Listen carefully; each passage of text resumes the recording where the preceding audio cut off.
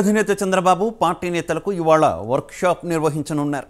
ఇప్పటికే 3 జాబితాలను విడుదల చేసిన చంద్రబాబు 5 అసెంబ్లీ స్థానాలకు 4 పార్లమెంటు స్థానాలకు మినహా అన్ని చోట్ల అభ్యర్థులను ప్రకటించారు. వారితో నేడు వర్క్షాప్ పెట్టేందుకు టీడీపీ అధినేత సిద్ధమయ్యారు. టీడీపీ 139 మంది శాసనసభ అభ్యర్థులను 13 మంది లోక్సభ అభ్యర్థులు ఈ వర్క్షాప్నకు హాజరు కానున్నారు. ఎన్నికల్లో అనుసరించాల్సిన వ్యూహాలపై వారికి చంద్రబాబు దిశానిర్దేశం చేయనున్నారు.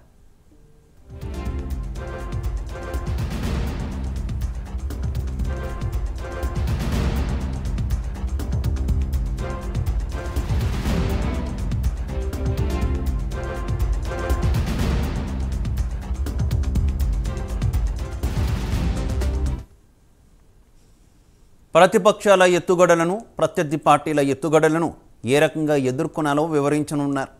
ప్రచారం నుంచి పోలింగ్ వరకు తీసుకోవాల్సిన జాగ్రత్తల గురించి చంద్రబాబు అభ్యర్థులకు తెలపనున్నారు.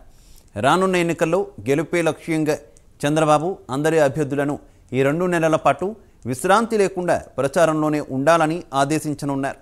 ప్రతి గ్రామాన్ని చుట్టి వచ్చేలా ప్లాన్ చేసుకోవాలని సూచించనున్నారు. ఈ వర్క్షాప్కు జనసేన, బీజేపీ నేతలు కూడా హాజరు కానున్నారు.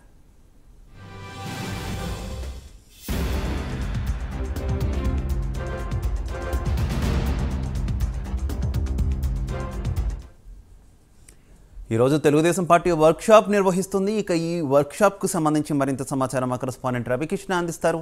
రవికృష్ణ, శివ, టీడీపీ పార్టీకి సంబంధించి ఇప్పటికే మాక్సిమం టికెట్లు అయితే ఖరారు చేయడం జరిగింది. ముఖ్యంగా కూడా 144 స్థానాలకు గాను 139 స్థానాలు అసెంబ్లీ స్థానాలకి అభ్యర్థులు కేటాయించారు. అదే విధంగా కూడా 17 స్థానాలకు సంబంధించి 13 స్థానాల్లో అభ్యర్థులు ప్రకటించడం జరిగింది. వీళ్ళందరికీ కూడా ఈ రోజు ఉదయం 10 గంటలకి విజయవాడలో వర్క్ షాప్ నిర్వహిస్తున్నారు. ఈ వర్క్ షాప్ కి ప్రధానంగా కూడా చంద్రబాబు నాయుడు హాజరవుతారు. హాజరయ్యి అసలు ఎన్నికల్లో ఏ విధంగా వెళ్ళాలి, ఎన్నికల వ్యూహం ఏంటి, ఎన్నికల్లో ప్రచారానికి సంబంధించి ఏ అంశాలు పరిగణలో తీసుకోవాలి, ప్రచారంలోకి ఏ విధంగా వెళ్ళాలి, అవతల ప్రతిపక్ష పార్టీకి చెందినటువంటి నేతలు దూకుడుగా వ్యవహరించినప్పుడు మనం ఏ విధంగా మన ప్రణాళికతో ముందుకు నడవాలి అనే దాని మీద ఒక పవర్ పాయింట్ ప్రెజెంటేషన్ కూడా ఇస్తున్నట్లుగా కూడా తెలుస్తుంది. ముఖ్యంగా కూడా ఈ వర్క్ షాప్ ద్వారా కొత్త పాత మొత్తం ఎవరైతే అభ్యర్థులు ఉన్నారో అందరికీ కూడా ఒక నిర్దేశం సంబంధించి దిశ నిర్దేశించే విధంగా కూడా ఈ వర్క్ షాప్ ఉండబోతున్నట్లుగా కూడా మనకు అందుతున్నటువంటి సమాచారం. ముఖ్యంగా కూడా